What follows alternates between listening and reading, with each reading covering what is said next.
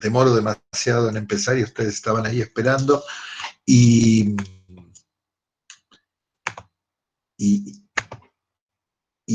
la verdad que la primera vez que uso este dispositivo, en general me han comunicado conmigo, y como hice una admisión muy amplia a través del MIT del gobierno de la ciudad, entonces les pido que apaguen los micrófonos, porque si no viene el sonido hacia acá.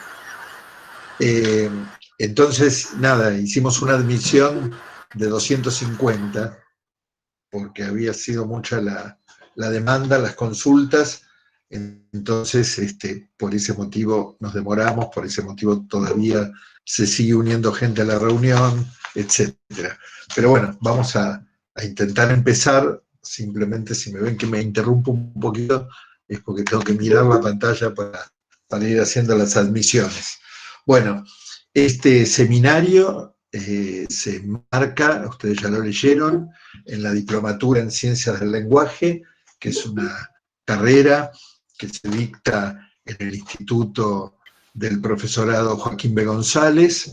Es una carrera histórica que se creó en el año 1088 y la creó la profesora Elvira Arnoux en un momento muy interesante, porque era un momento en la post-dictadura en que todos los profesores, que son más jóvenes, no conocen esta, todos los profesores necesitaban y necesitábamos actualizarnos en relación con las nuevas teorías que empiezan a circular en el campo de la formación y de la formación docente a partir del año 84. Entonces Elvira tuvo la gran creatividad y la gran capacidad de gestión para inventar una carrera que tenía ese sentido de actualización. Esa carrera se llamaba Maestría en Ciencias del Lenguaje, porque en ese momento todavía no estaban desarrolladas las maestrías a nivel universitario.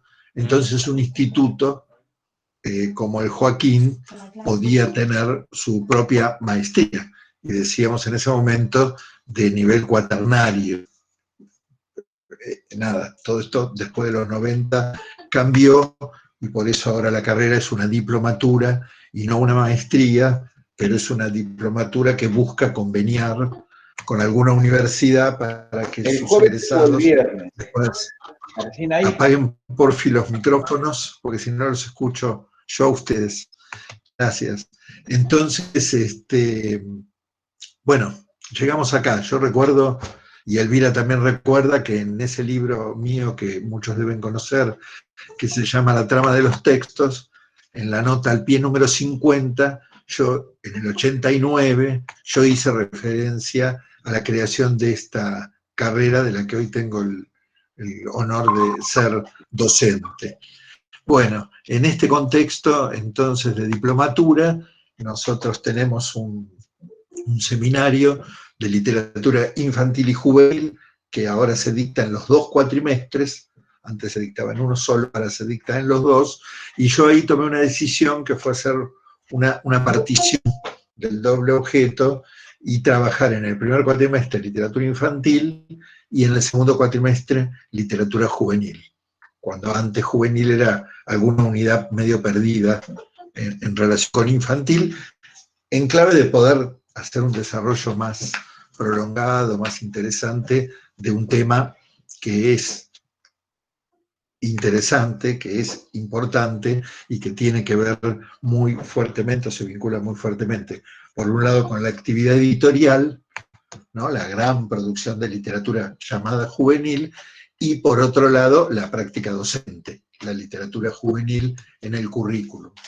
Es imposible no hablar de estas cuestiones, no habría una forma únicamente inmanente, ¿no?, de hablar solo de la literatura juvenil como si fuera un objeto literario, sino que la tenemos que poner en un contexto de lectura, en un contexto institucional, en un contexto también vinculado, por eso dije, con la lectura como experiencia. Entonces yo empezaría a hablar no solo de literatura juvenil, sino de la experiencia de lectura de los jóvenes, como una problemática, como un objeto. Y más que de los jóvenes, yo decidí recuperar el término adolescencia o adolescentes. Entonces puse literatura y adolescencia. Ya van a ver que esto tiene varios sentidos y alguno de los profesores invitados se va a detener en esta cuestión de por qué quiero hablar de adolescencia. Entonces, bueno, hay varias decisiones tomadas y la otra decisión era esta de invitar a colegas a compartir este espacio, porque el programa en su formulación, ya cuando yo lo armé hace 2 o 3 cursadas como el programa exclusivo de juvenil, le llamé Adolescencia, Literatura, Escritura, Lectura. Un nombre parecido al que puse acá, porque digamos que siempre, desde siempre, yo había tenido la inquietud de pensar que si bien el mercado editorial ofrece algo, una oferta, digamos, que se llama literatura juvenil, a partir de unos textos que considera que son aquellos textos que responden a las expectativas de lectura de los adolescentes, por sus temáticas, por distintos motivos que después vamos a ir revisando, quiero decir, hay un grupo de escritores adultos y un mercado editorial regenteado por adultos, lleno de, podríamos decir, de mediadores, que deciden que hay una literatura que es la literatura destinada a adolescentes. ¿Sí? Sobre ese recorte, sobre esa decisión, así tan, sí, tan prescriptiva, podría decirlo exagerando un poquito, de esto es lo que van a leer los adolescentes, a mí se me cruzaron 2 ideas.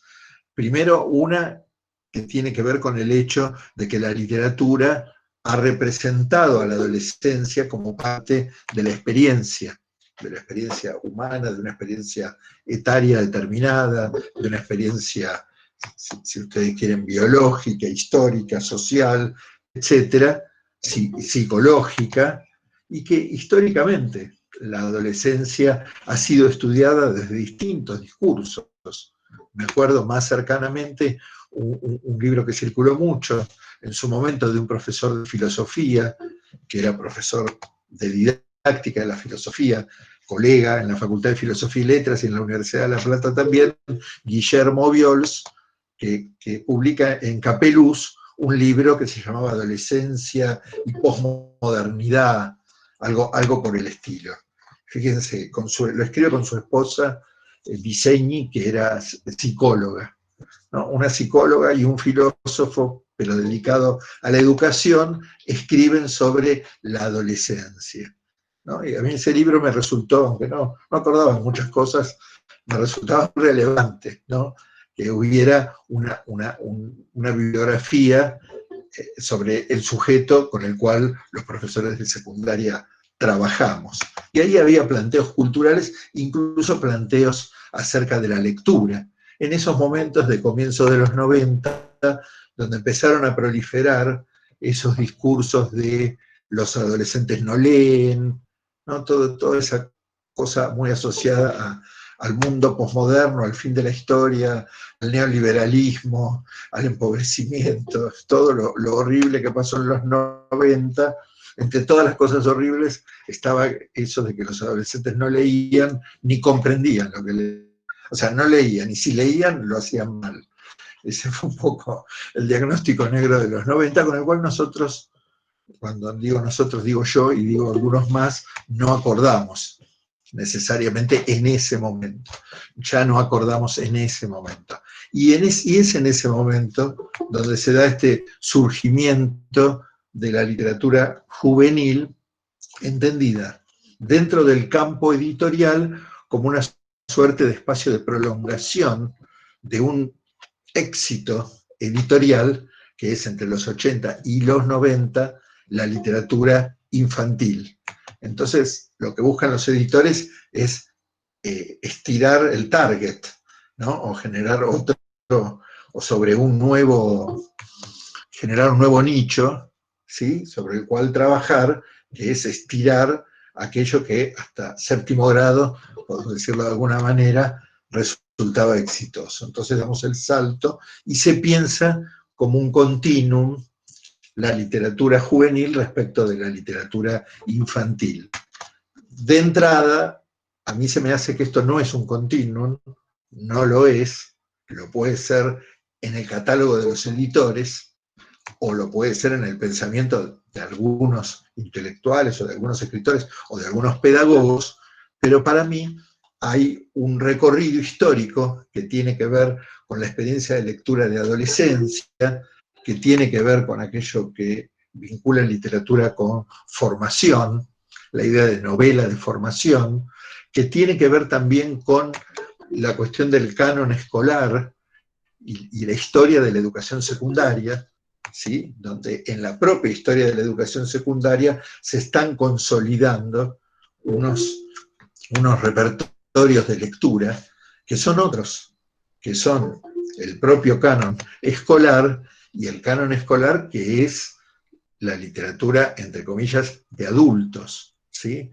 Entonces ahí hay como una tensión interesante a pensar cómo esta literatura, a ver, la literatura infantil caló sobre el libro único o sobre el libro de lectura y invitó a una suerte de bibliodiversidad respecto del libro de lectura, ¿sí? La literatura juvenil cala sobre el canon escolar de la literatura española, de la literatura hispanoamericana, como se decía, de la literatura argentina. ¿Qué viene a decir el juvenil, o ese producto editorial juvenil, qué le viene a decir a ese canon, ¿sí?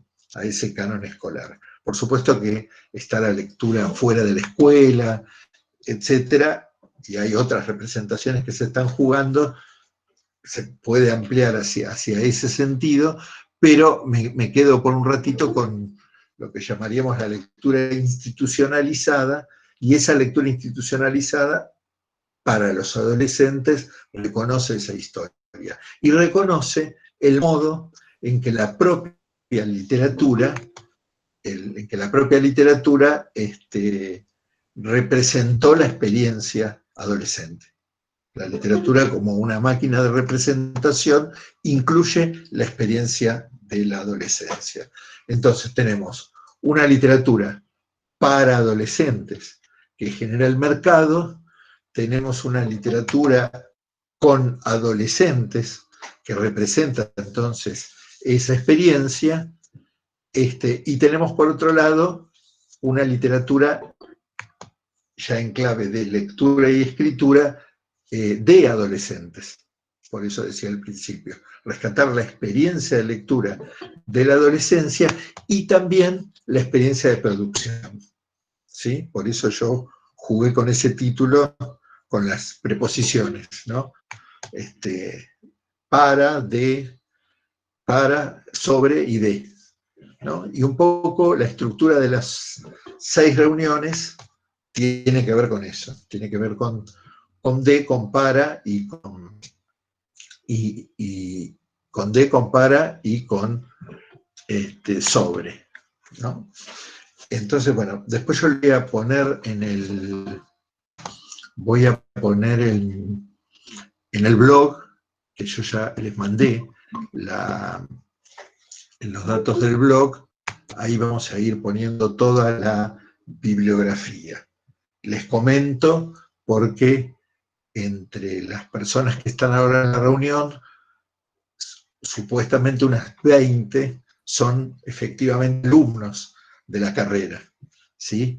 Esos alumnos de la carrera, a los que me dirijo especialmente en este momento, van a participar de estas 6 reuniones que están en el cronograma, en donde están los profesores invitados, y a la vez van a participar en los lunes intermedios en unas reuniones de 20 que van a tener conmigo para otras tareas. Esos son los cursantes, digamos.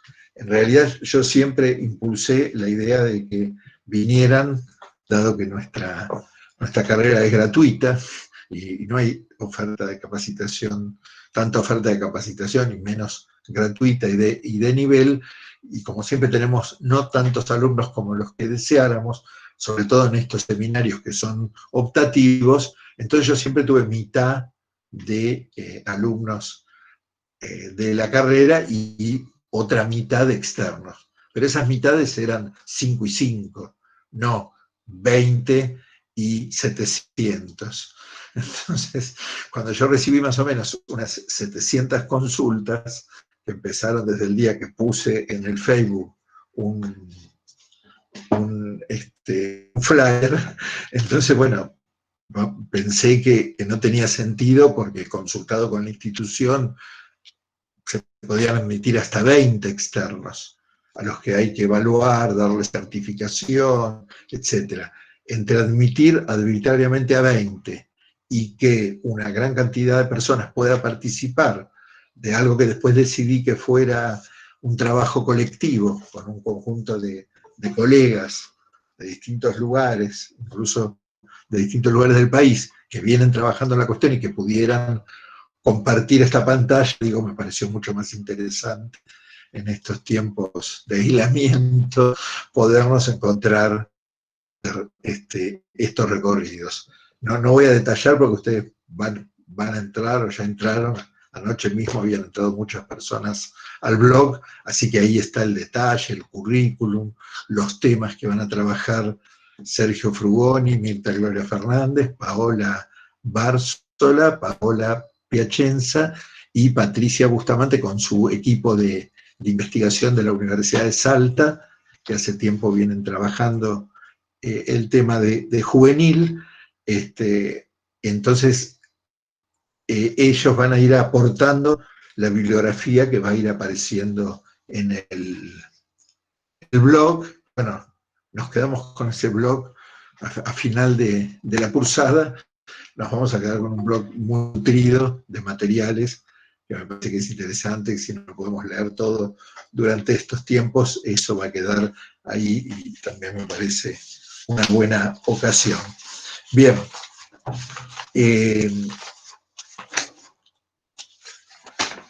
esto en cuanto a esa decisión de corte, en cuanto a esta decisión de no ocuparnos únicamente, por decirlo de alguna manera, de la literatura juvenil de mercado y empezar a jugar con otra representación más amplia de lo juvenil, de lo adolescente, como, como campo de lectura, en un sentido muy amplio, como campo de producción. Voy a empezar un poquito, no sé si decirlo así, pero autobiográficamente, tratando de recuperar hacia atrás en el tiempo, por eso fui a los 90, ¿no? Cómo empiezan a darse determinadas discusiones que tienen que ver con determinadas percepciones, podríamos decir, que se dan ahí a principios de los 90, de una suerte de crisis de la lectura, ¿no?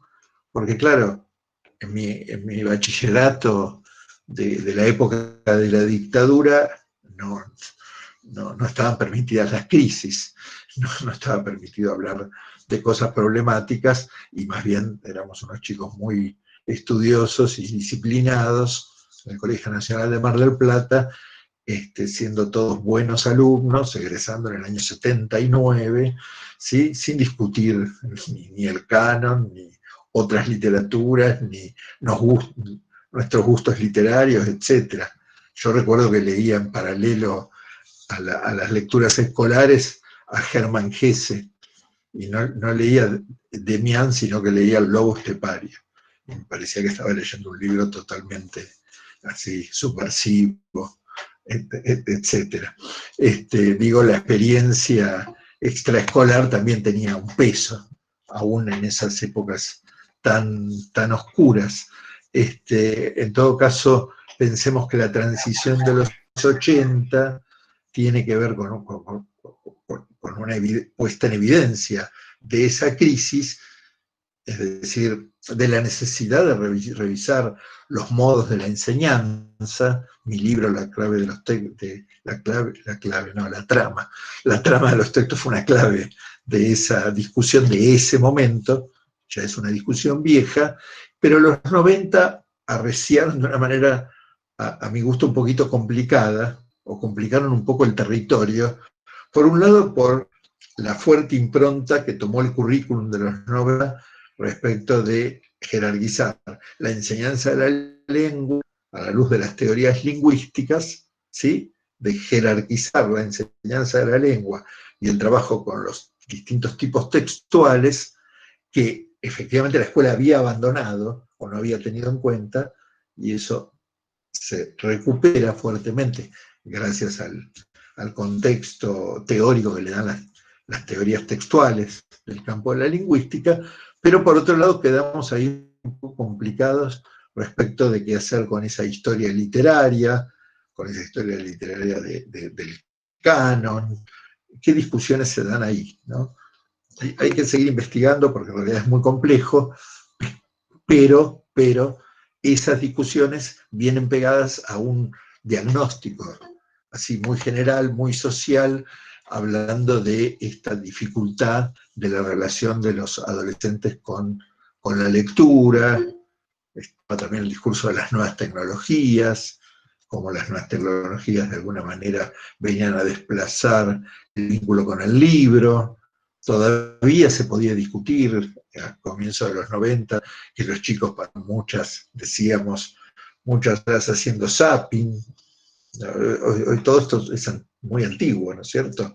Pero decíamos que si pasaban tanta cantidad de horas haciendo zapping, entonces no iba a quedar resto para la lectura, que era lo mismo que decía Víctor Mercante, el investigador de comienzos del siglo de la didáctica positivista en la Universidad de La Plata, que a principios de siglo decía el cine, que acababa de nacer, el cine le va a quitar energía, decía, toda la energía de atención se va a concentrar en esas imágenes tan veloces, decía Víctor Mercante, y entonces no van a quedar energías para la lectura. Entonces el cine es un distractor de la lectura. La escuela siempre tuvo estos argumentos un poquito prejuiciosos y poco sólidos respecto de que era eso otro que estaba operando ahí contra la lectura, los enemigos de la lectura. Entonces en los 90 también encontramos nuevos enemigos de la lectura. Ahora ya sería insostenible decir que las tecnologías son enemigas de la lectura. Nosotros estamos ahora, por ejemplo, hablando sobre la lectura gracias a las tecnologías, y ya el concepto de multimodalidad permite pensar que leemos mientras escuchamos música, mientras vemos imágenes, mientras escribimos, estamos metidos en una especie de contacto permanente con distintos modos, con lo cual la exclusividad de lo lingüístico ha quedado relativizada. También quedó relativizada cuando desplegamos las dobles páginas de un libro álbum de gran tamaño con hermosas ilustraciones y hacemos una lectura también en clave multimodal entre las imágenes y los textos. Bien, entonces, en ese momento crítico, pero que a la vez es el momento de ascenso de la literatura infantil, el mercado empieza a operar con la construcción de este nuevo objeto, que es la literatura juvenil. Un fenómeno que se da a nivel mundial, por supuesto, pero es un dato interesante ver que la editorial Coligüe, por ejemplo, es, digamos, de las primeras, ¿no? La editorial Coligüe tiene ya a principios de los 90 o fines de los 80 un concurso de novela juvenil. Y ese concurso de novela juvenil, creo que en su primera edición, lo gana una escritora rosarina que se llama Alma Maritano. con un libro que se llama El Visitante. El Visitante aparece premiado como novela juvenil en Editorial Coligüe. Esa edición del Visitante, sigo admitiendo, bienvenidos, esa edición del Visitante tiene un prólogo que hace la profesora Lidia Blanco, que es una profesora muy referenciada en el campo de la literatura infantil, y ese prólogo es muy interesante de leer porque hay ahí una intención de, por un lado, problematizar la cuestión de los adolescentes y la lectura, que era lo que estaba pasando, ¿no?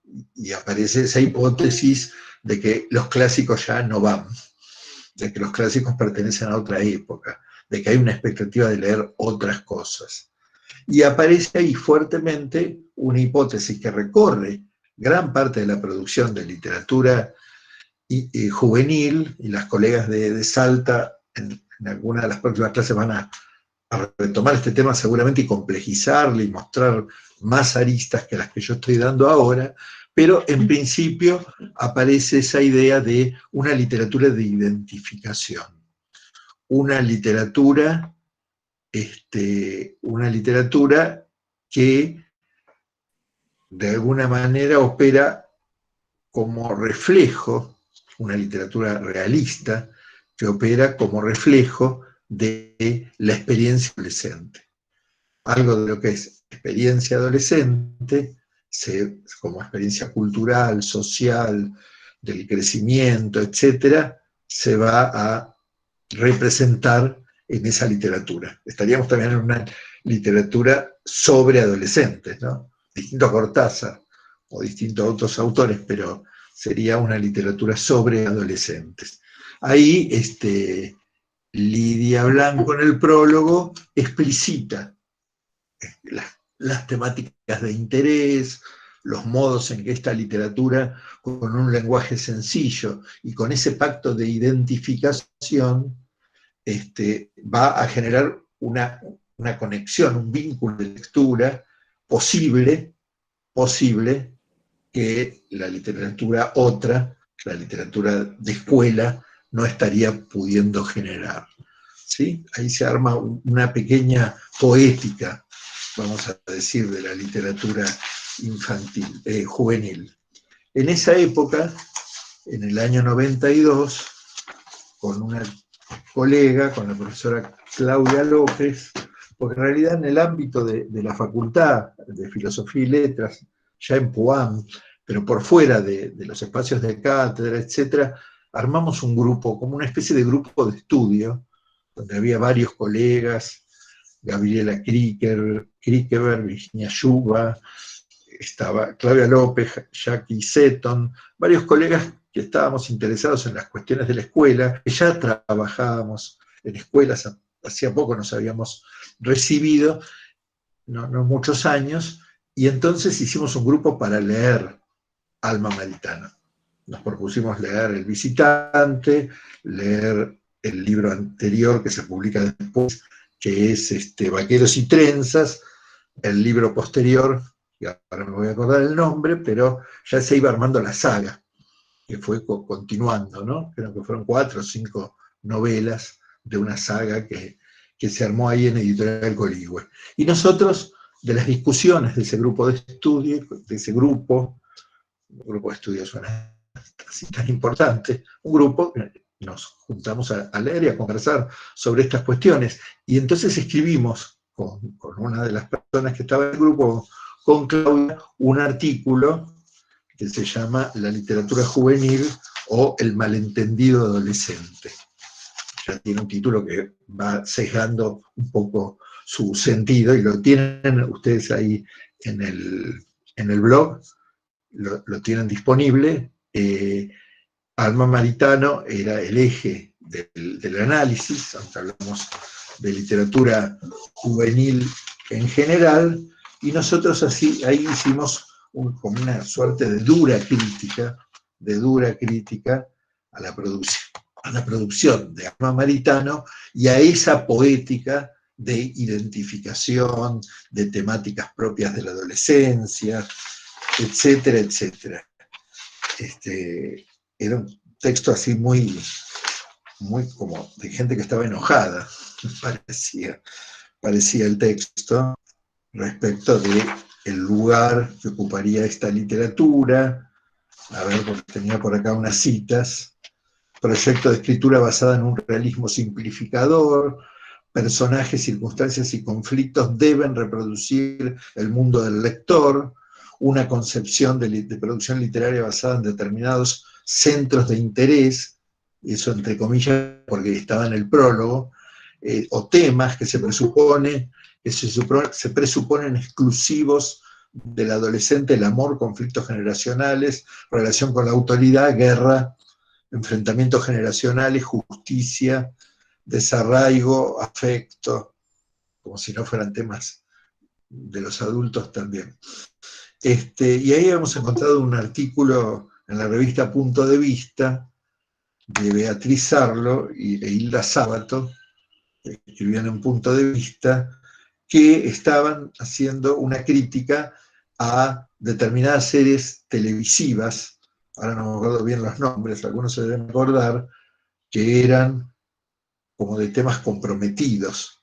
Ahora no me puedo acordar el nombre de algunas series de época que trabajaban también sobre un pacto realista, digamos, sobre un pacto realista, demostrar algunos aspectos de lo que ellas llamaban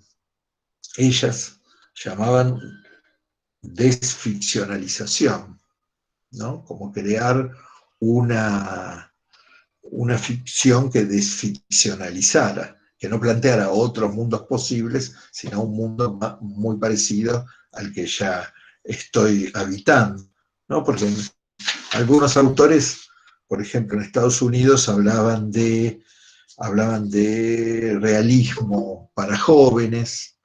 Después Gemma Luch en España hablaba de psicoliteratura, ¿sí?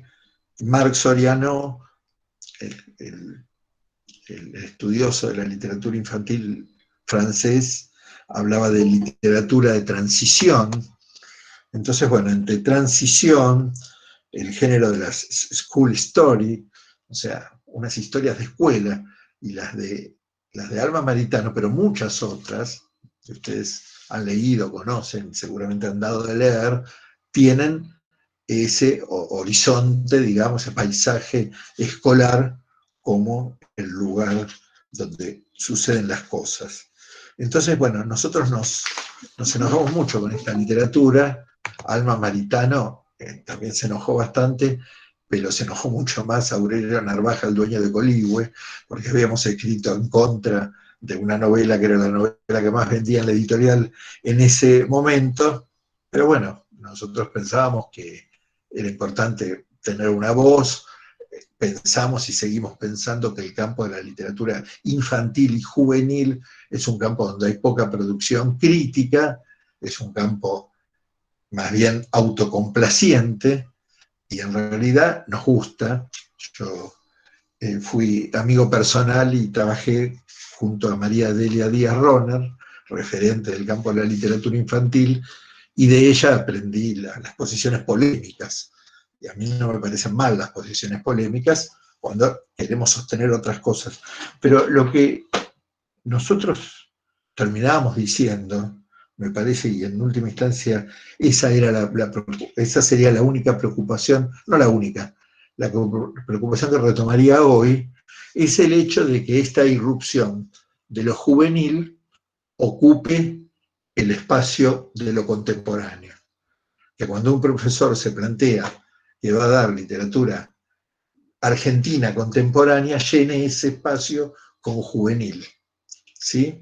Pero yo rastreo, no estoy en la escuela secundaria, pero sí formamos en nuestras cátedras profesores que van a ir a la secundaria, así que es lo mismo que estar en la secundaria, pero también converso con muchos profesores, colegas, amigos, y me voy enterando que Samantha Schweblin, que, ¿no?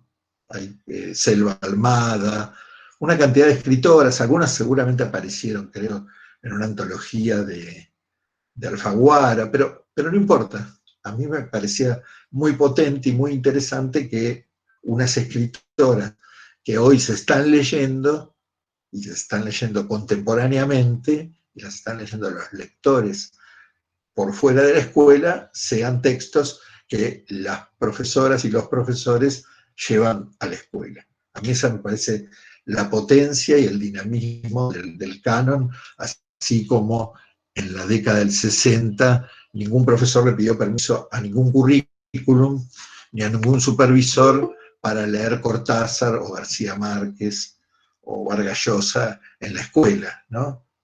No hubo una prescripción curricular, ni siquiera hubo prescripción curricular en los 60 para que el estructuralismo fuera la doctrina gramatical dominante. Entonces, esa innovación que es, bueno, que es un poco el estructuralismo también, que es Ana María Barrenechea, es la gramática estructural y el fantástico, ¿no? Y cómo la gramática estructural y el fantástico, muy empezados los 60, ya ganan su lugar.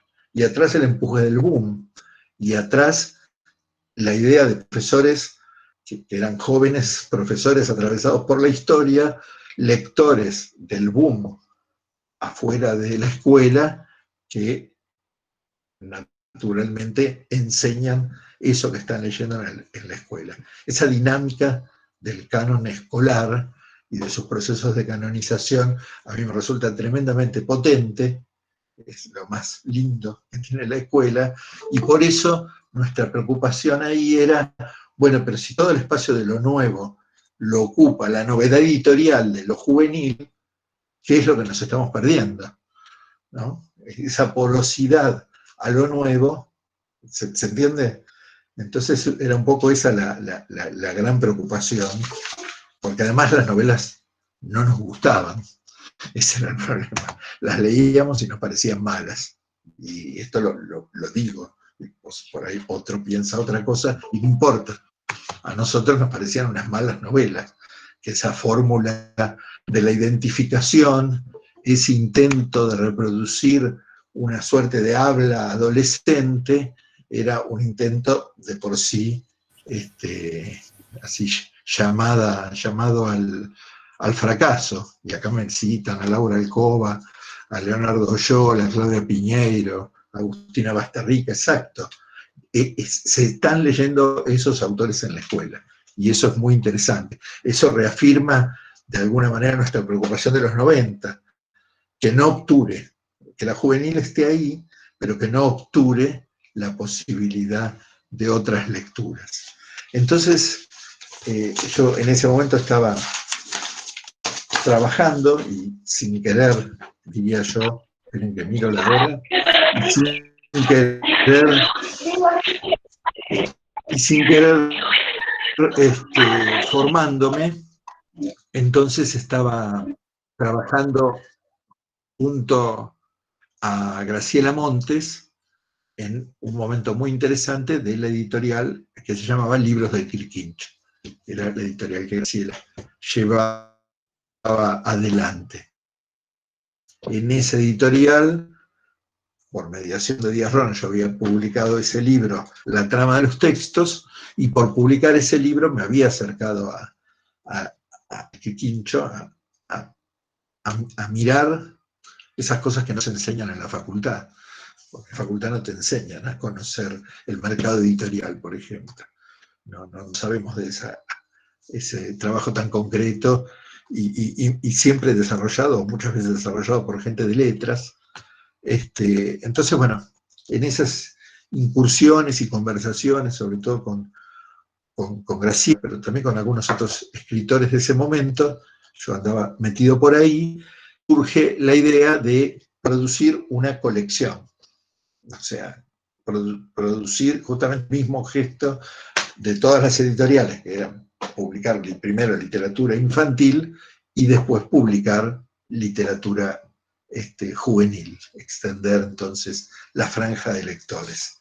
En esa idea de extender la franja de lectores, yo me sumo y le presento a Graciela un proyecto que es el de publicar otros libros que no iban a responder a esa receta que ya se iba consolidando de la literatura juvenil y pensar que en realidad las lecturas para los jóvenes podían pensarse en clave de selecciones de textos.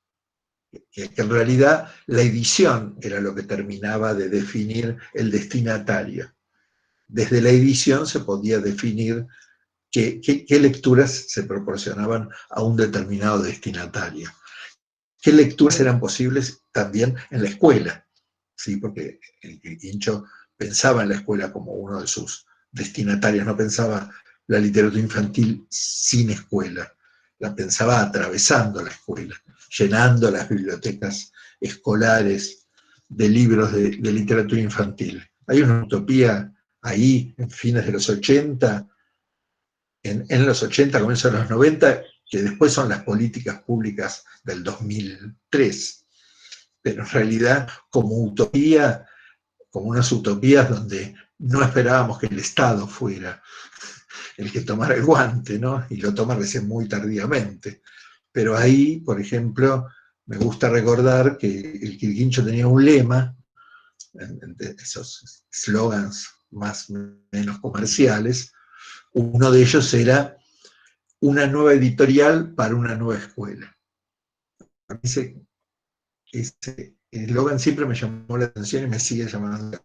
Una nueva editorial para una nueva escuela. Es decir, vamos a modificar la escuela desde la lectura. Vamos a modificar la escuela no por el currículum, no por las políticas, sino transformando las lecturas que hay adentro de la escuela. Y si ustedes ven la producción de Graciela Montes, pero pienso también fuertemente en Graciela Cabal, una producción que está en diálogo paródico, en diálogo.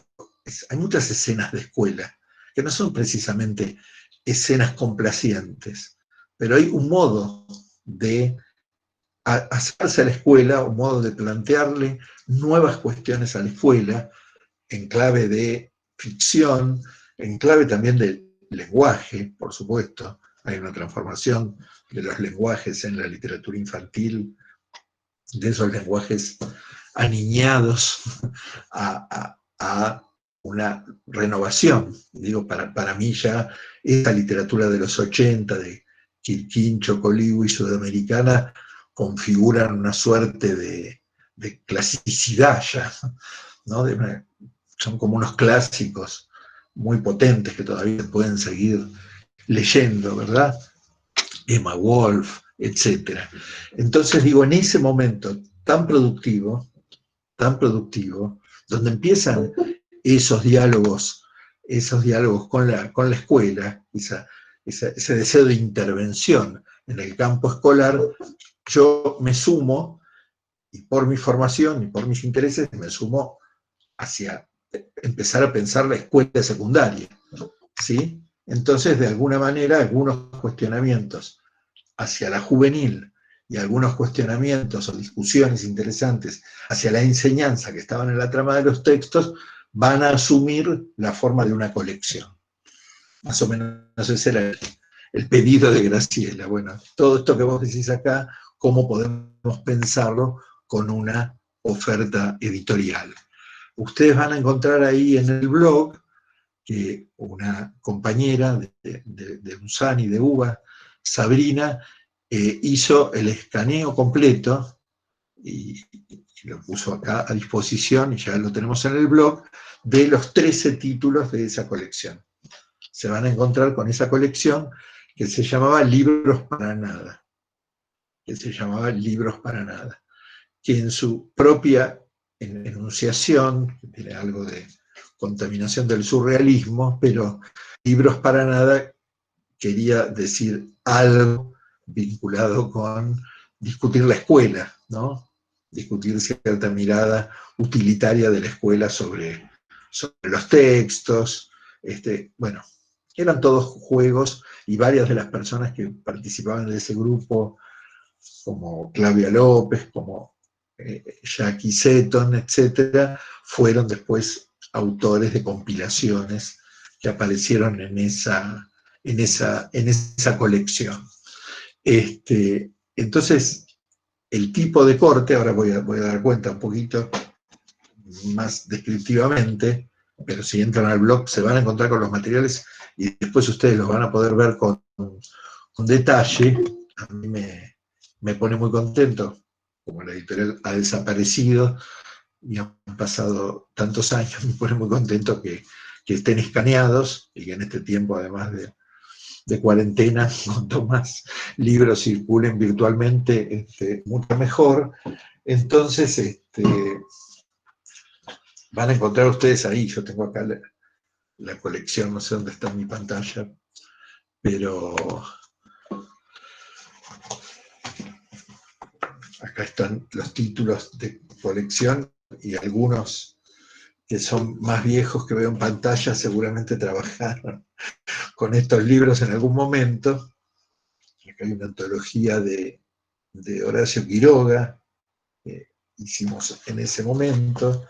Bueno, los van a ver ahí, pero básicamente acá está el catálogo del Quirquincho de 1992-93.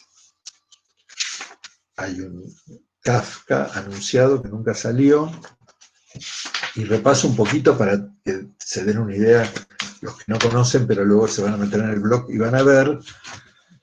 Bueno, cada título en realidad tiene una historia, ¿sí? Porque yo había trabajado cuando hice mis prácticas en el Colegio Nacional de Buenos Aires con el libro, con la obra de teatro de Alberdi, El gigante Amapolas, ¿sí? Que no es un texto ni muy escolar, ni demasiado leído en general. Entonces, a mí me fue muy bien con ese texto, me gustaba además leerlo, El gigante Amapolas de Alberdi, en medio de esa literatura de prócer, digamos, y recordaba la edición que Oski había hecho, que Eudeva había publicado, una edición de Stanislao del Campo, ilustrada por Oski.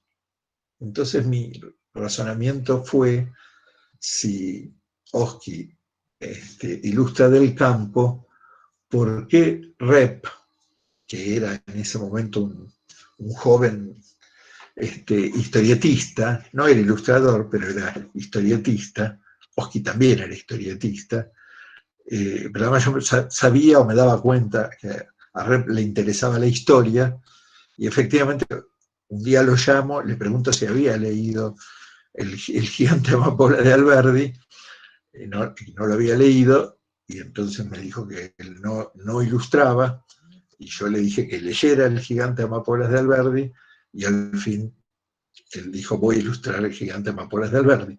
Así que salimos adelante con una edición ilustrada de ese texto histórico, ¿sí? Como primer gesto de pensar que en la edición se juega una nueva lectura. Es decir, el hecho de que ese texto aparezca ilustrado tiene que ver con la posibilidad de generar una nueva lectura. Porque además, un aspecto que se pensó para esa colección fue el hecho, a ver, cuando uno miraba la vidriera de Coligüe, vamos a decir, encontraba El malabarista, El pajarito remendado, las distintas colecciones, que también las encontraba en el Quirquincho y luego también en Sudamericana, de libros ilustrados. Estaba muy claro que el libro infantil era un libro ilustrado, pero el libro para adolescentes no era un libro ilustrado, era como otro mundo, quizá más afín al libro escolar. Esas novelas de Alma Maritano estaban en la colección Leer y Crear, que dirigía la profesora Petruzzi, que era una colección escolar, la típica colección escolar parecida a la de María Hortensia Lacó, que es la fundadora, que era Golu, grandes obras de la literatura universal de Capeluz. Después siguieron varias, pero bueno, Golu del 53 es la que inaugura. Ahora, con actividades, con prólogos, con notas al pie, con todo el aparato, digamos, crítico típico de la edición escolar. No dirigida a un joven, sino dirigida a un joven estudiante, ¿no? A un joven estudiante. Entonces nosotros queríamos Lo de para nada tenía que ver con despojar a la presentación de los textos de ese aparato crítico para texto, para texto escolar, correr el paratexto escolar, y en vez del paratexto escolar poner las ilustraciones. Que la literatura para adolescentes, mejor dicho, los libros editados para adolescentes, tuvieran esas características de libros ilustrados. Entonces, bueno, yo ahí tuve unas reuniones con un personaje muy importante, que era el Negro Díaz, un diseñador muy importante de la historia de nuestro país, diseñador de Udeva, de la década del 60, del Centro Editor de América Latina, en los 60, 70, 80, y también era diseñador de El Quirquincho, un genio de la edición, un artista del campo del campo de del diseño gráfico, quiero decir, del diseño gráfico. Y con él nos pusimos, y también con Graciela, a inventar, a pensar cómo tenía que ser. Bueno, y salieron estos libros de formato grande, no me acuerdo ahora las medidas, no sé si ahí en la visualización de ustedes se nota, pero salieron unos libros vistosos, donde la tapa es lo más importante, es más importante que el lomo, porque más bien son finos, más bien como parecidos a revistas, porque los chicos de esa época a veces decían las revistas, ¿sí? Y hubo ahí un primer recorte,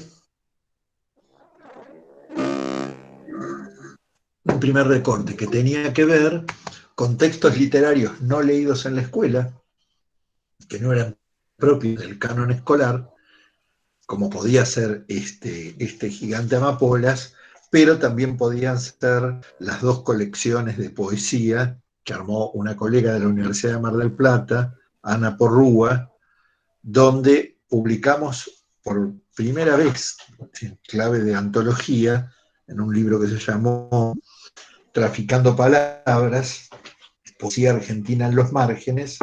Ahí publicamos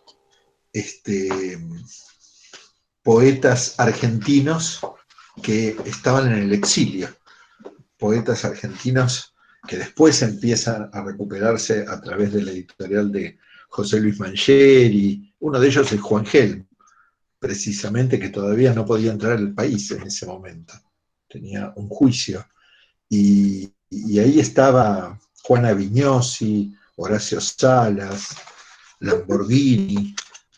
Bueno, eran los autores Eduardo Romano, los autores que Ana, en su tesis doctoral, que después fue sobre Hellman, estaba estudiando, pero hicimos una buena complicidad de pensar cuáles de esos textos que estaban en esta poesía, que en realidad era una poesía que se pensaba arrancando en Tuñón, en clave conversacional, ¿no? Un tipo de registro de la escritura poética que estaba muy vinculada a cierta lengua oral, y a nosotros nos parecía que esta era la manera de...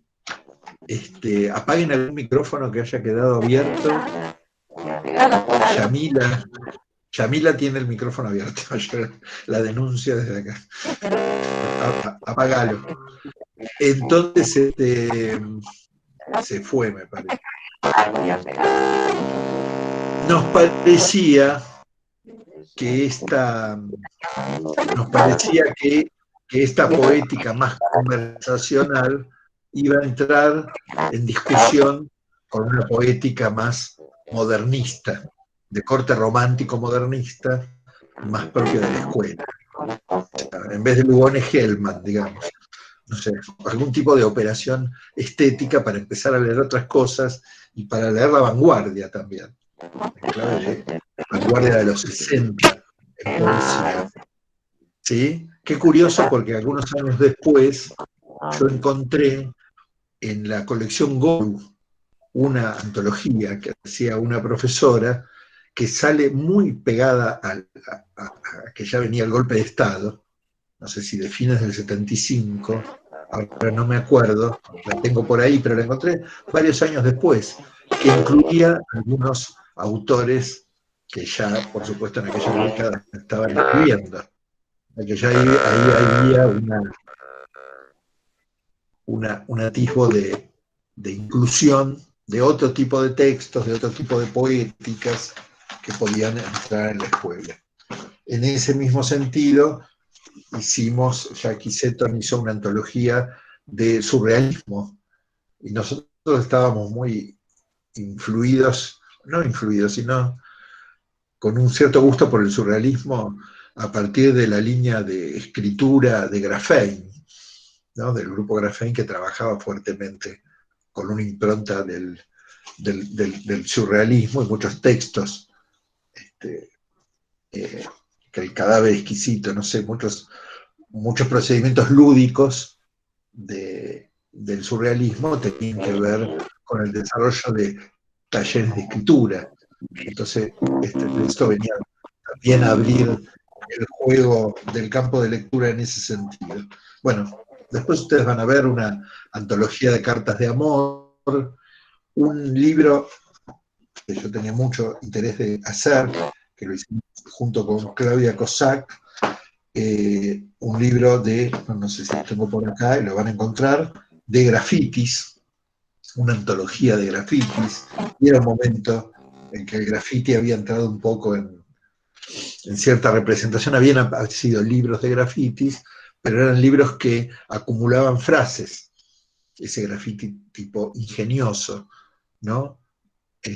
Nosotros queríamos, estaba ese grupo que se llamaba Los Vergara, que aparecían en la televisión y escribían grafitis.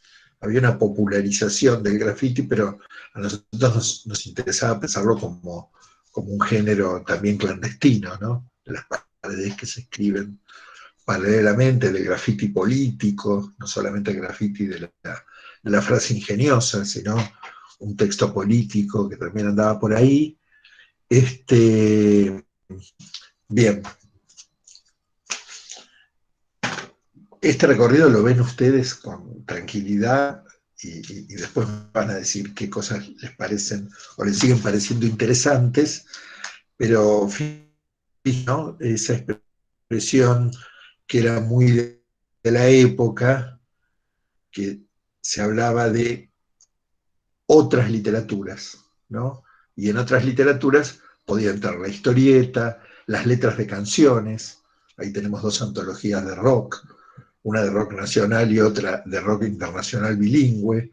Todo eso eran como nuevos objetos, ¿sí? Fíjense que esta carrera, que anuncié al principio, donde está instado ese seminario, tiene una materia que la tiene desde el año 88, que estaba Eduardo Romano, que se llama Sistemas Literarios Alternativos. Sistemas Literarios Alternativos. Así que esta colección estaba jugando con aquella idea de, hoy diríamos, bueno, es tema de los estudios semióticos, etc. No porque los estudios semióticos ya no existieran en esa época, pero seguramente estudiosos como Eduardo Romano, Jorge Rivera, que venían de letras, pero habían trabajado en estos géneros, antes la fotonovela, siempre estos géneros fueron preocupación. En los libros de Lacor Rossetti, antología 1, 2, 3, están también estos géneros atravesando. Y los libros de texto de los 80 para adelante también habían puesto a Mafalda para hacer distintas cosas. Es decir, es un momento de préstamo que también tiene que ver con la apertura del canon escolar, ¿sí? Con que el canon escolar se va abriendo a otras producciones.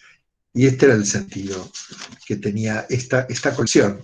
La pongo porque me gusta referir a un trabajo ya hecho, y poder contárselos a ustedes y que esté ahí disponible para que lo puedan ver, pero lo cuento también porque era como la voz, la otra voz vinculada con el éxito de la literatura juvenil.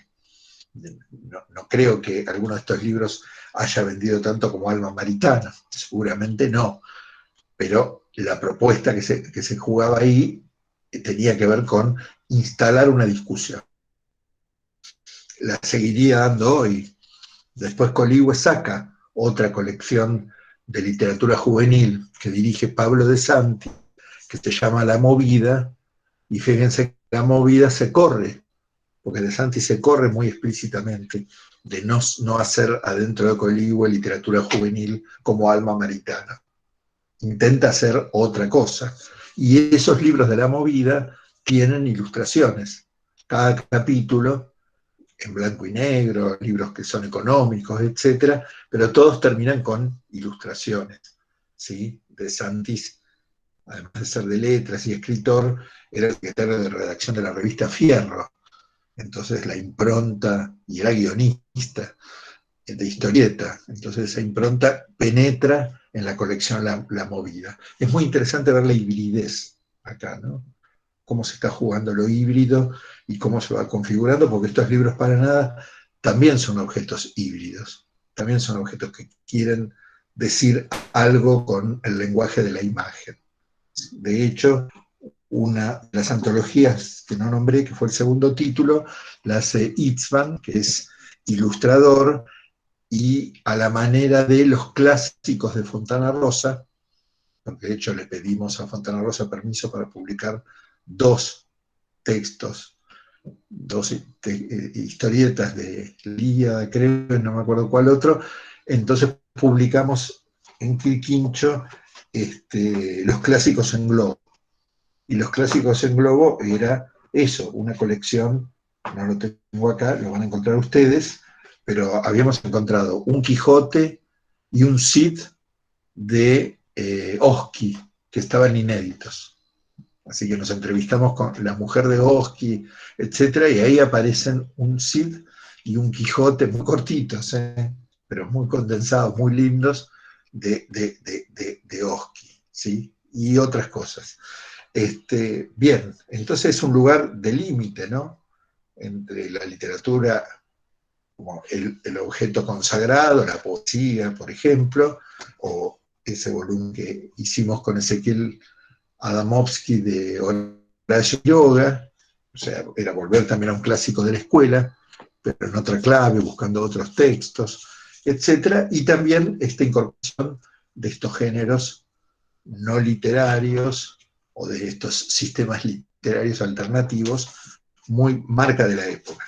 ¿Qué queda de eso? No sé, lo seguimos discutiendo, que entra cuando entran las nuevas tecnologías, las nuevas formas de producción y de lectura.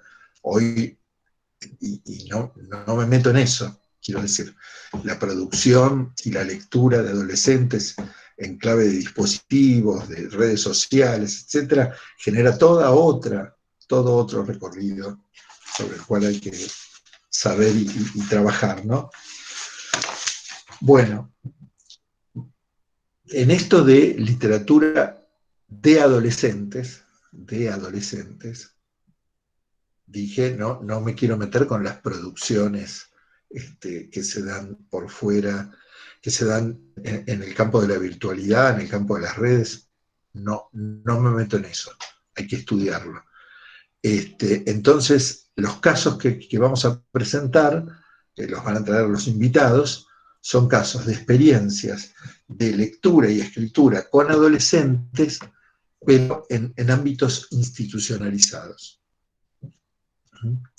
Propuestas que se desarrollan en escuela, que se desarrollan en contextos de encierro, que se desarrollan en un programa en la Casa de la Juventud de Entre Ríos, que se desarrollan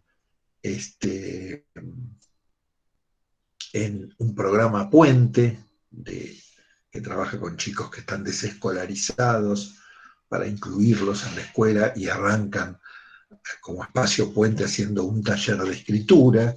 De esas experiencias hay publicaciones, es decir, se formalizan publicaciones con las escrituras de los chicos, y si no, se hacen investigaciones, donde también esas escrituras son objeto de investigación. Entonces, las experiencias de literatura de adolescentes que vamos a presentar, ¿sí?, están vinculadas con, al fin, producciones tradicionales, en el sentido de escrituras que se publican, ¿sí?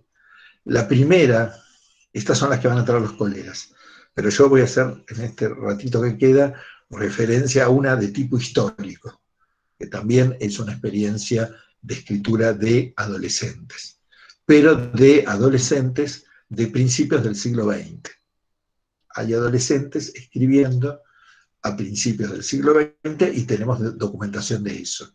Y eso es lo interesante.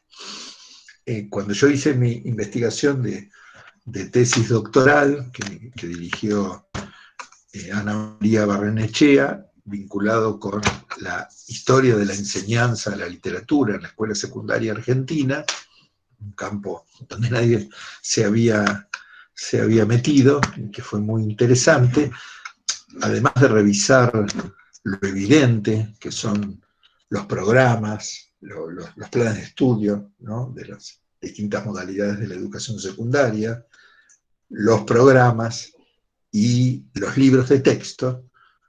Además de eso, los libros de texto incluyen también las antologías escolares, las colecciones escolares, todo ese repertorio, pero además, en la búsqueda, Biblioteca del Congreso, Biblioteca Nacional, Biblioteca del Maestro, Biblioteca del Colegio Nacional Buenos Aires, Biblioteca de colegios secundarios históricos, de nacionales, normales, históricos en Capital Federal, muchos, algunos en el interior, empiezo a encontrar otro tipo de material.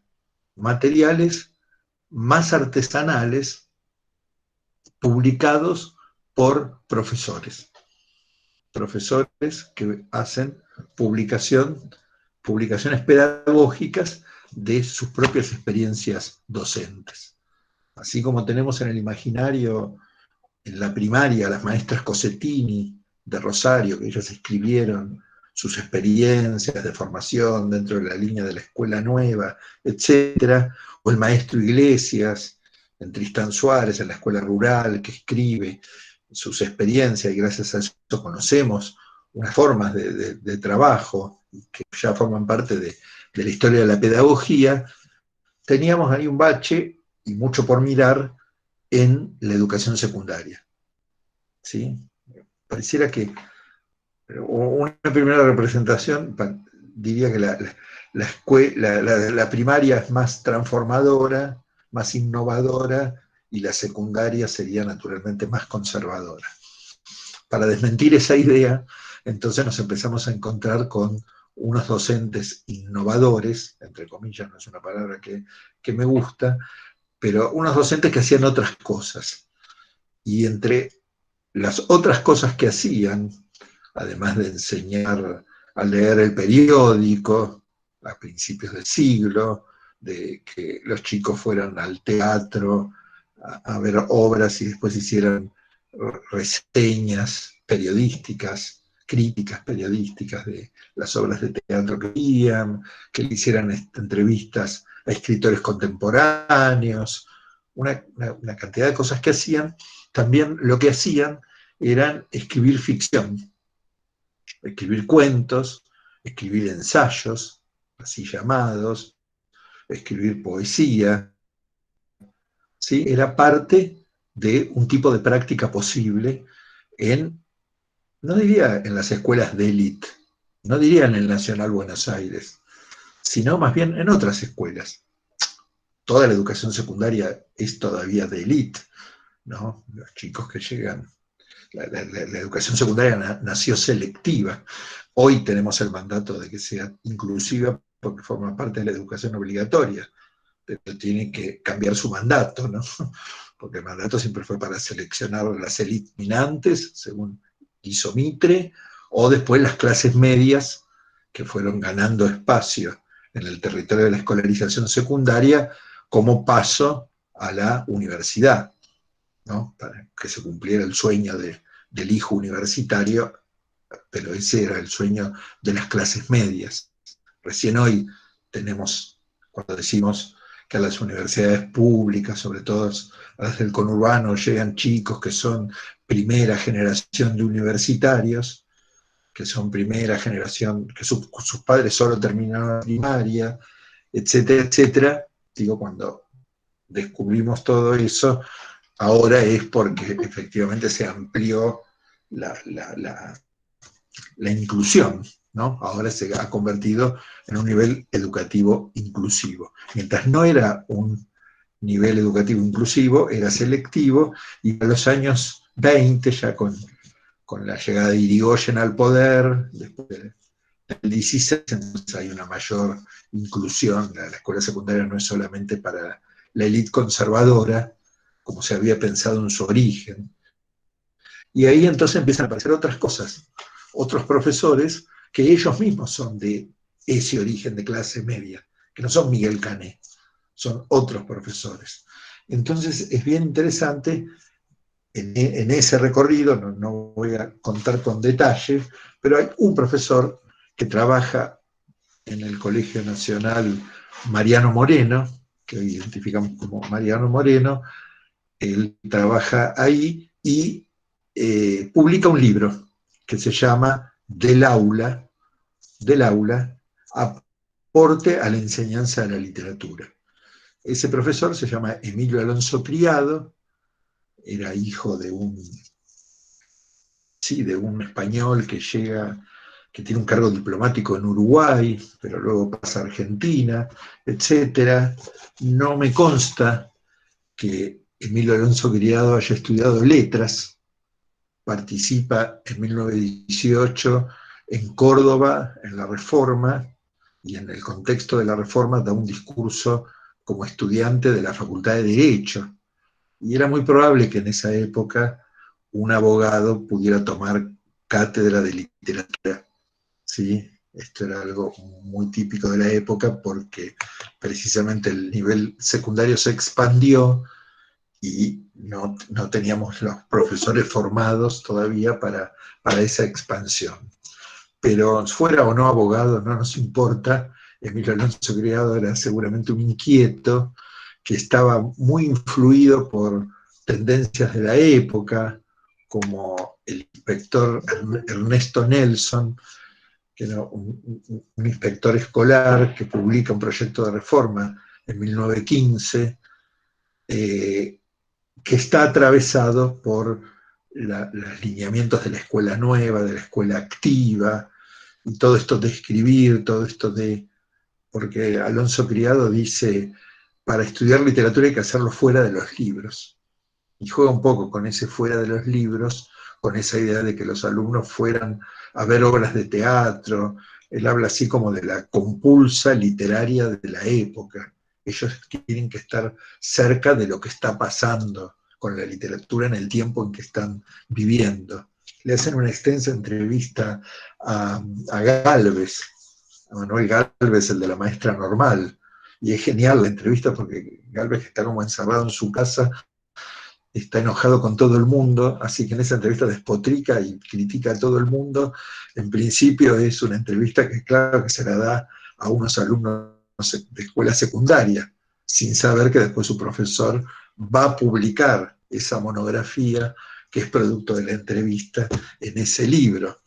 Bien, en ese libro también Alonso Criado eh, publica sus clases, publica sus programas, publica sus clases por ejemplo, tiene una extensa clase acerca del teatro, y cuando se mete en los capítulos del teatro rioplatense, no tiene ningún problema en incluir el cocoliche, incluir el teatro popular, referirse a Juan Moreira, es decir, todo lo que en el canon escolar estaba negado, todo lo que en el canon, el moreirismo, como ese movimiento popular, origen del teatro ahí en Arrecifes, que se hace la primera representación, que todo es muy vulgar y violento y no sé qué, el folletín, todo eso a este profesor le interesa.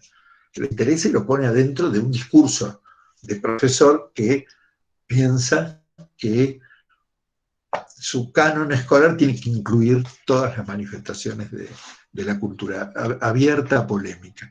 Bueno, de ese libro yo hice varias lecturas porque tiene distintos momentos de esa tesis, donde yo me detengo a leer distintas concepciones que se ponen en juego, pero pasó bastante tiempo hasta que yo encontré una colección que publica la UNIPE, la Universidad Pedagógica Nacional, tiene una colección que se llama Ideas en la Educación Argentina y que venía publicando distintas cosas. Venía publicando Rojas, la Restauración Nacionalista, a Saúl Taborda, Sarmiento, Carlos Vergara, Mantovani, Pisurno, es decir, las fuentes de alguna manera de la construcción de cierto discurso pedagógico argentino, Aníbal Ponce, Berta Braslavsky, Víctor Mercante, Joaquín B. González, etc.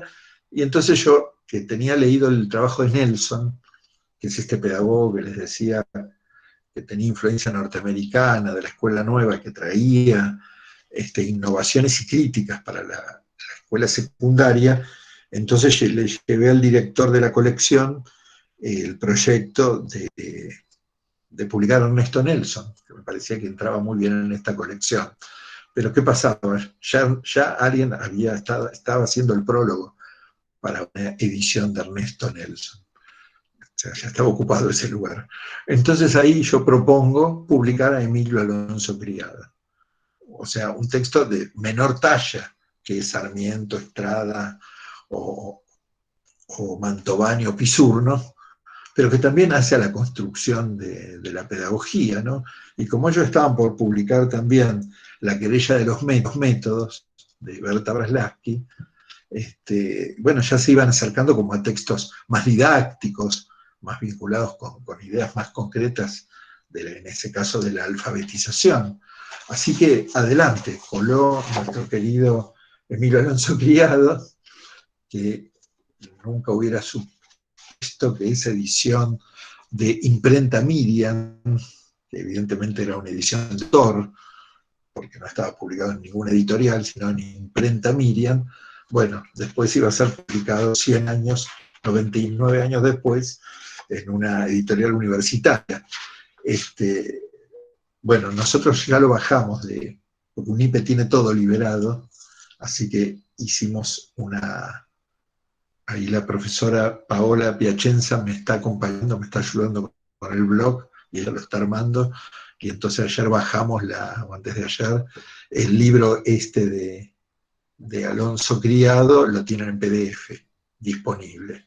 Ahí van a poder ver un prólogo que yo hice, donde se van a ubicar, se van a ubicar en el personaje, y lo que van a encontrar en el libro es que más de la mitad del libro, lo que el autor llama segunda parte, es una antología de los escritos de los alumnos del profesor Alonso Criado. ¿Sí? Así que tenemos ahí escritos de estudiantes de 1917, 1918, 1919 y creo que un poquito antes también, donde lo que vamos a poder ver además son los géneros de escritura que el profesor está planteando, ¿no? Porque uno de los géneros es mis impresiones de estudiante, ¿no? Y es como una consigna de escritura fija, porque varios lo repiten. Dice, mis impresiones de estudiante, cómo y dónde empecé mis estudios, recuerdo a mis maestras y maestros, mis condiscípulos, orienta, ¿no? Libros leídos,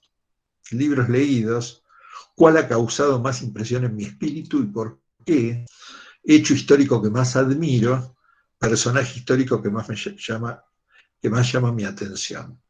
Y cómo pienso retribuir a mis padres la educación que me han dado y la instrucción que me costean. Así que estos no eran oligarcas, ¿eh? Esto es una pregunta de alguien de clase media que está haciendo un esfuerzo. Mis aspiraciones en la vida. Bueno, y así tenemos varios textos de varios chicos, adolescentes de la época, referidos a estas cuestiones, pero también tenemos otras cosas. ¿Sí? A ver si la alocución en el aniversario del natalicio de San Martín, tenemos cosas, tenemos un poema que se llama A mi reina, de corte beckeriano, no hay duda. Y yo quería leer algo, está por acá, evocaciones, décimas. biografías de autores, a la manera de monografías, y después un texto de un estudiante. El texto se llama El matón del arrabal. Voy a leer el comienzo. Dice: era el guapo. Gotas ancestrales de Moreira bullían en su sangre criolla de peleador indómito. En el barrio, los pilluelos lo admiraban silenciosamente, mientras se insinuaba en sus mentes infantiles un pensamiento inquietante: ser como Jacinto. Ilusión acariciada que brotaba a flor de labio en un barboteo de injurias, mientras la mano, en gesto de coraje, imaginaba un quimérico puñal. No es Borges, ¿eh? No crean que es Borges, pero no es Borges, pero es Nicolás Olivari. Es el poeta Nicolás Olivari, que era alumno de Alonso Criado. Entonces, tenemos el primer texto de juventud de Olivari publicado en el libro de Alonso Criado. Ya había una tesis de doctorado sobre Olivari que tomó este texto. ¿Por qué apareció acá? Porque acá está. Esto es muy interesante, más allá de lo anecdótico de que tenemos a un poeta en ciernes, es cuarto año, segunda división, 1918, ¿no? Pero esto es muy interesante porque tiene que ver con unas prácticas de escritura que estaban en la propia historia de la enseñanza, ¿sí? Este es un dato muy importante que yo descubrí en mi investigación, que Maite Alvarado también descubrió en sus investigaciones que ella estaba haciendo respecto de la escritura y la redacción en la escuela primaria, ¿sí? Y coincidimos en que yo estaba viendo cosas parecidas en la secundaria, que ella veía en la primaria, y era el hecho de que por influencia de la antigua enseñanza retórica, la práctica de escritura, por ejemplo, escribir a la manera de, imitando el estilo de un escritor, era una práctica común antaño. Era una práctica común antaña. Y si uno revisa un hermoso libro de Henri Marroux, que es un historiador, un libro que estaba en Eudeva, ahora creo que está en ACAL, un libro muy importante, que es la historia de la educación en la antigüedad, de Marroux. Ahí los niños griegos escribían a la manera de Homero, hacían ejercicios escribiendo a la manera de Homero, y leía las tragedias de Sófocles, que son 7, pero son 7 las halladas porque son las 7 que se leían en la escolarización. Y a lo largo de toda la historia de la educación en Occidente, quiero decir, la edad, y luego a lo largo de la Edad Media hasta llegar a la modernidad, los ejercicios de escritura eran una práctica. Y Sócrates, el maestro de Platón, propone ejercicios de escritura que se parecen a los de Gianni Rodari, si ustedes quieren. Quiero decir, la idea de que en la práctica había apropiación de la lengua, algo se aprendía en la práctica, ¿sí? Y no todos los profesores estamos convencidos de eso. Muchas veces pensamos que la práctica, esa práctica de taller, es meramente lúdica, es algo que queda ahí como el viernes en la última hora, etc.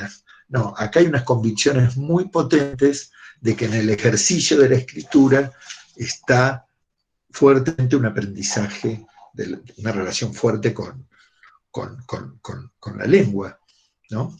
Con la lengua y con la construcción de la lengua literaria. El trabajo con la lengua literaria está en la escritura, ¿sí? De eso tenemos tradiciones, por supuesto, en Pampillo Alvarado, pero también en Bratosevich. Digo, tenemos tradiciones muy, muy fuertes en Argentina, a veces poco retomadas. Quizá el hábito de la escritura metido dentro del aula es algo complejo, cómo corregimos, cuánto corregimos, el aula con 50, todas las preguntas.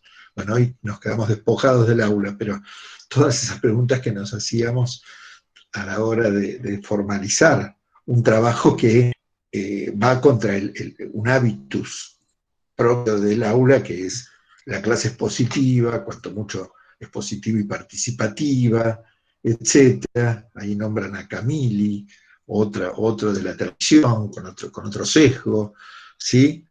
A veces, es una hipótesis medio malvada que yo no debo decir, a mí me da la sensación de que en los 60 el estructuralismo, con su fuerte prestigio y cientificidad y todo lo que rodeaba a esa escuela estructuralista, opacó todo el tiempo anterior. Cuando queremos hacer historia llegamos hasta el estructuralismo y ahí se nos cortan las representaciones y nos parece que todo lo que estaba atrás acaso era más antiguo e inservible. Y de pronto se me parece a mí, don Emilio Alonso Criado, enseñando periodismo en el momento en que, claro, el periodismo era un boom. Dice uno de los alumnos, el periodismo es la literatura del futuro.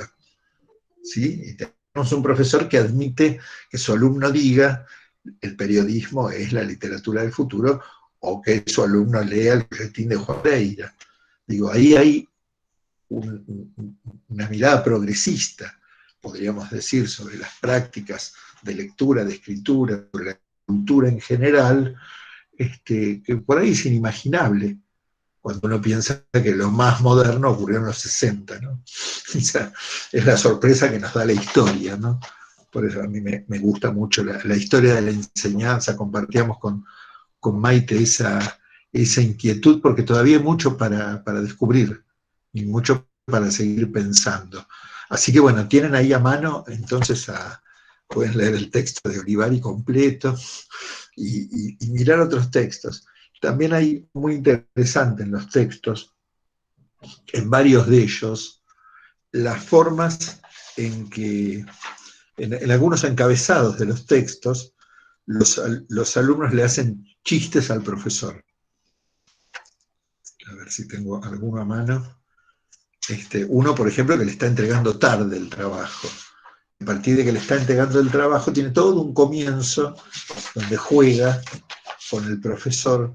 Entonces yo eso lo trabajaba en términos de mirar también los modos en que se habilitan las relaciones profesor-alumno, que lejos de ser formales o distanciadas, acá se ven de máxima cercanía.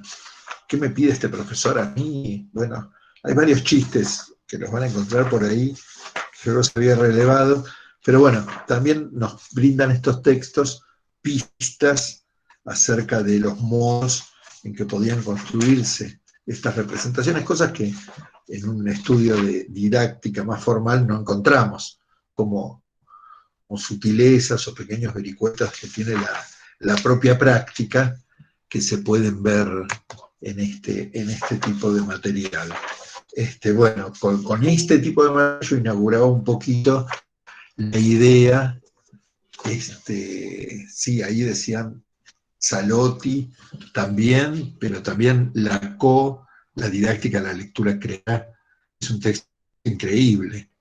Uno puede discutir cantidad de cuestiones ahí, porque también se juega la cuestión de identificación, pero de otra manera, porque ella le propone a los alumnos que se metan adentro de las ficciones, que se conviertan ellos mismos en personajes adentro de las ficciones, o sea, no corre todos los límites de alguna manera, y cuando Lacan hace el diagnóstico, porque toda la primera parte del libro de la didáctica de la lectura creadora es un diagnóstico de la situación de la lectura, y es muy genial porque no los acusa a los pibes. No está diciendo que los chicos no leen. Está diciendo que la escuela no está proporcionando lo que sería mejor para que los chicos... Y después, claro, viene ese libro que está lleno de documentación, porque en realidad es otro libro para esta acción. o para alguna otra colección de rescates históricos, porque vale la pena ser leído en este sentido. Están las autorías ahí, ¿no? Que es lo mismo que hace Alonso Criado acá, por reconocer a los estudiantes en clave de autoría, ¿sí? Y eso hoy nos parecería un gesto vanguardista, ¿no? Es decir, bueno, pero entonces los chicos tienen voz y tienen letra y pueden publicar, ¿sí? Así que, bien, por ese lado vamos. Alguien pregunta si hay que leer para la que viene. Ya para la que viene cambiamos de tema. Viene en el cronograma que yo mandé hay un pequeño error porque puse 9 de septiembre y es 7 de septiembre, porque siempre es lunes, así que la próxima es 7 de septiembre, pero para esa próxima va a venir el profesor Frugoni, que nos va a traer la experiencia que yo les comentaba, una serie de volúmenes que se publicaron de chicos, algunos de ellos en situación de calle, adolescentes que han participado de un taller que se llama Poner el Pecho, y hay producciones hechas dentro de un programa, incluso se pudo sostener, después de la gestión de Cambiemos, se pudo sostener ese programa que trabaja con chicos que están en situaciones muy complicadas con la intención de que regresen a la escuela, ¿no? Y eso me parecía interesante. Yo les diría que vayan leyendo lo que les vaya llamando la atención, y en este recorrido vamos a ir conversando, todo lo que ustedes vayan leyendo va a sumar a enriquecer lo que podemos decir, lo que podemos hacer acá más allá de lo que yo estoy diciendo. Yo estoy diciendo algo, pero ustedes van a poder decir más si van leyendo.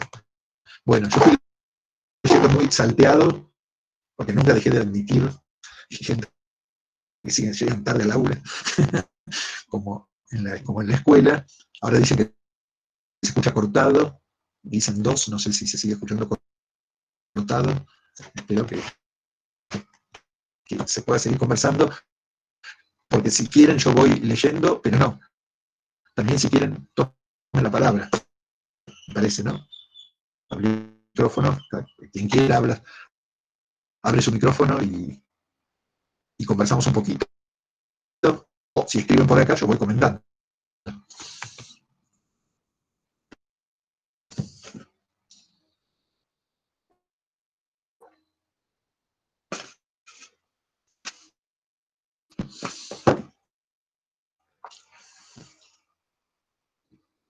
No sé cuántos somos en la sala, si se habrá caído en parte la comunicación.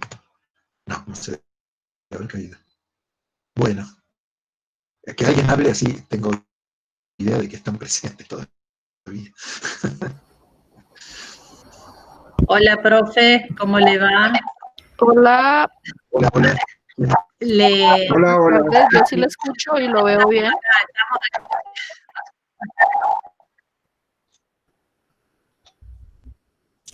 Salió con mucho ruido, pero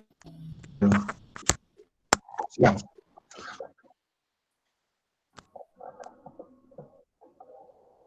Sí, se escuchó todo bien, Gustavo, ¿eh? Salvo el final que se entrecortaba. Hola, profesor, ¿se escucha? Ah, bueno, con un ruido, pero se escucha. Un gusto escucharlo. Sí, con ruido, con mucho ruido. ¿Se escucha? Si no, pueden, si tienen inquietudes o comentarios, los vamos leyendo en el chat. Y cualquier cosa yo puedo ir comentando, si todavía me escuchan, yo puedo ir comentando. Qué pena molestar. Buenas tardes. Es que yo tengo una diferencia de horario. Yo me comunico desde Colombia y se me desbarató la idea de la diferencia de horarios. O sea que para seguir participando me tocaría conectarme a las 2 de la tarde de aquí.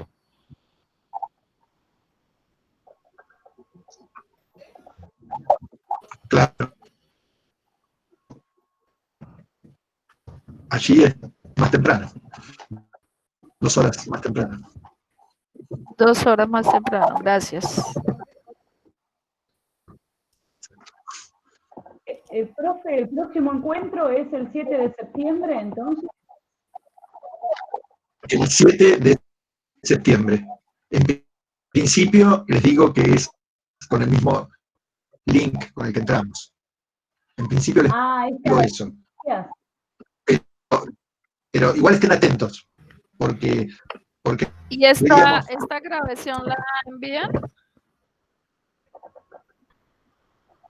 y esta grabación la vamos a subir rápidamente al blog. Pero ya la tengo guardada, la vamos a subir al blog. Así que van a poder recuperarla. Bien, no me queda claro qué es lo que... No pudo ingresar, ¿sí?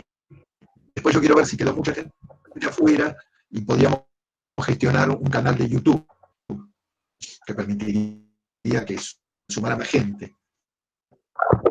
Pero eso, si no tiene ningún aviso, la próxima, el 7, vamos a estar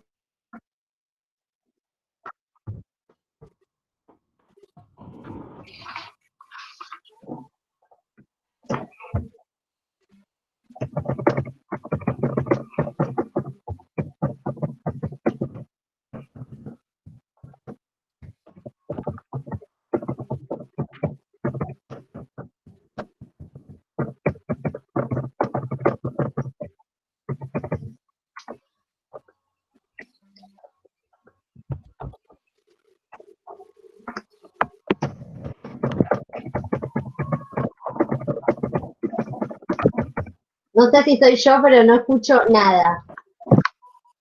No escucho nada, chicos, nada. Profesor, ¿me escucha? El próximo encuentro envía el link de acceso o con el mismo link.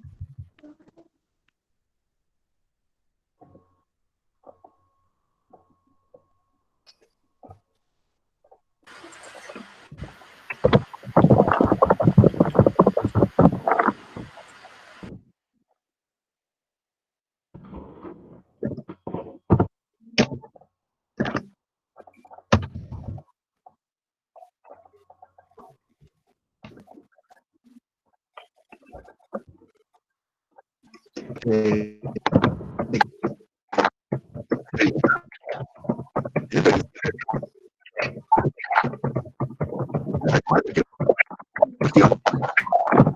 ¿Sí? Exacto. Y bueno, muy agradecido por el interés, por la participación. Muchas gracias.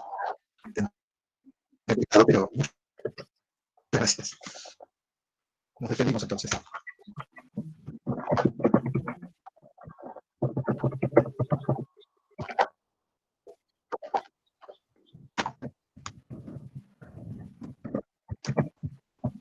Gracias, Gustavo, un placer.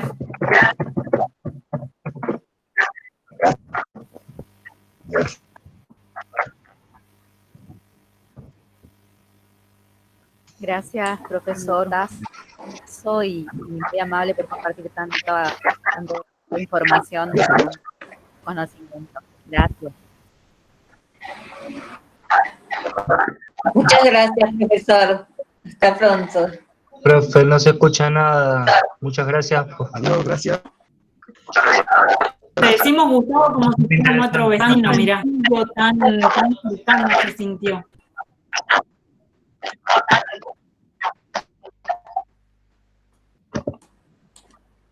Muchas gracias, profesor, por todos estos aportes.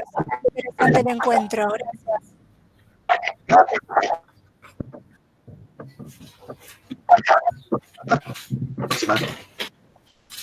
Muchas gracias, profe.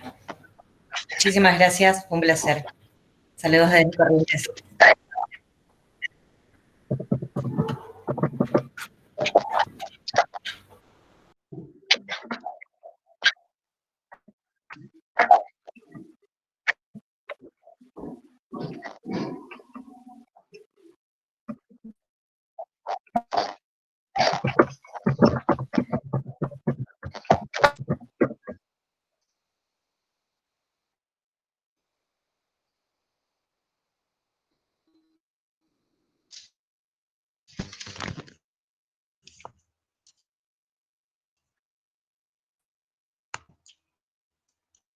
Muchas gracias. ¿Qué tal? Qué gusto verlo en persona.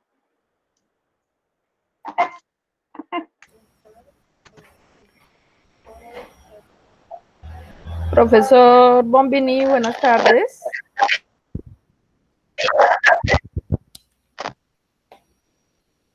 Profesor.